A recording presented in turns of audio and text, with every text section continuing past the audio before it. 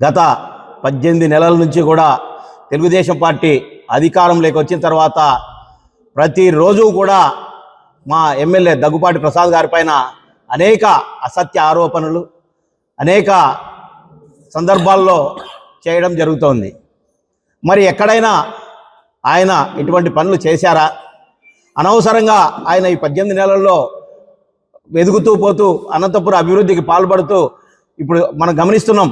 గతంలో ఎక్కడ వైసీపీ గవర్నమెంట్లో చేయలేని పనులను ఈరోజు అనంతపురం నగరంలో సీసీ రోడ్లు అయితేనేమి, డ్రైన్లు అయితేనేమి, అదేవిధంగా కొన్ని వందల సంవత్సరాల నుంచి పేరుకుపోయిన చెత్తను కూడా ఆయన ఇప్పుడు అతి త్వరలోనే మొత్తం వాడు చేసి ఆ డంపింగ్ యార్డ్ను క్లీన్ చేసి ఈ అనంతపురంకు రూపురేఖలనే మార్చాలని చూసిన ఒక వ్యక్తి పైన కక్ష కట్టి ఈ వ్యక్తి అనంతపురంకు ఇంత అభివృద్ధికి వస్తున్నాడా, ఈయన రాజకీయంగా దెబ్బ కొట్టాలనే రిపంతో కొంతమంది ఈ కుట్ర పన్ని కొంతమందిని తమ అనుచరులను తయారు చేసి ఎక్కడికక్కడ ఎమ్మెల్యే గారి పైన అవాంఛనీయ అనేక సందర్భాల్లో ఇటువంటి ఆరోపణలు చేయడం జరుగుతోంది.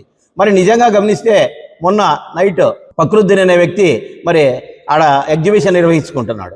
ఎగ్జిబిషన్ నిర్వహించాలి అంటే 100% ఎమ్మెల్యే గారి సహాయ సహకారాలు అవసరం. మరి ఇవన్నీ లేకనే గతంలో మీరు దాన్ని ఓపెన్ చేశారు.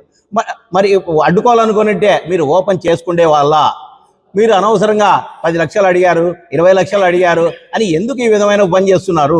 మరి ఒక ఫ్యామిలీ ఏదో కొంత గురువు అనే ఫ్యామిలీ వాళ్ళు అక్కడ లోపల ఎగ్జిబిషన్ పోతే డబ్బులు లేవని చెప్పి ఫ్రెండ్స్ని ఎవరినో పిలిపించుకొని డబ్బుల కోసం చేస్తే దాన్ని అనవసరంగా రాద్ధాంతం చేసి అక్కడికి వచ్చిన వాళ్ళను మీరే కొట్టి మరి ఇప్పుడు చూస్తే గవర్నమెంట్ నుంచి వచ్చిన మరి ఎమ్మెల్సీ రిపోర్ట్ తప్ప లేకుంటే ఏం తప్పు, అక్కడ సీసీ కెమెరాలు ఉన్నాయి, ఫుటేజ్లు ఉన్నాయి, ఒకసారి గమనించుకోండి.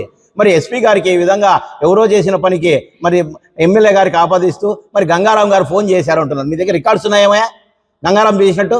ఒకసారి మీడియా మిత్రులంతా క్వశ్చన్ చేయండి. గంగారాం ఎందుకు ఫోన్ చేస్తాడు? ఆ టైంలో ఎవరికి ఫోన్ చేశాడు? ఆ రికార్డ్స్ అయినా ఉంటాయి కదా నిజంగా అయితే. ఈ విధంగా ఇక్కడున్న ఎవరైతే స్ట్రాంగ్ పర్సన్స్ ఉన్నారో వాళ్ళందరి మీద కూడా టార్గెట్ చేస్తూ మీరు ఏదో చేయాలి, లబ్ధి పొందాలని చూస్తున్నారు. మీ జీవితంలో ఇటువంటి పప్పులు ఉడకవు. మరీ కూడా రాబోయే కాలంలో కూడా దగ్గుపాటి ప్రసాద్ గారు ఈ అనంతపురంలో ఖచ్చితంగా మొన్న 23 వేల మెజార్టీతో గెలిస్తే ఈసారికి రెట్టింత దాంతో గెలుస్తూ మరి రాబోయే ఎలక్షన్స్లో కూడా ఖచ్చితంగా 50 డివిజన్లో 4 పంచాయతీలు అన్నీ కూడా తెలుగుదేశం పార్టీ కైవసం చేసుకుందని తెలియజేసుకుంటూ ఇంకోసారి ఇట్లాంటి ప్రేరణాపనలు చేస్తే నిజంగాంటే భౌతిక దాడులు ఎలాగున్నాయో చూపించాలనుకుంటే ఇదే పెద్ద లెక్క కాదు. మరి ఎమ్మెల్యే గారు అందరినీ ఆపుతున్నారు. అట్లా పనులు చేయకూడదు. చట్టం ఉంది, చట్టం పని చేసుకుపోతుంది అని చెప్పడం వల్ల మా కార్యకర్తలందరూ కూడా సహనము ఓపికతో పరీక్షగా ఉన్నారని చెప్పి తెలియజేసుకుంటున్నాను.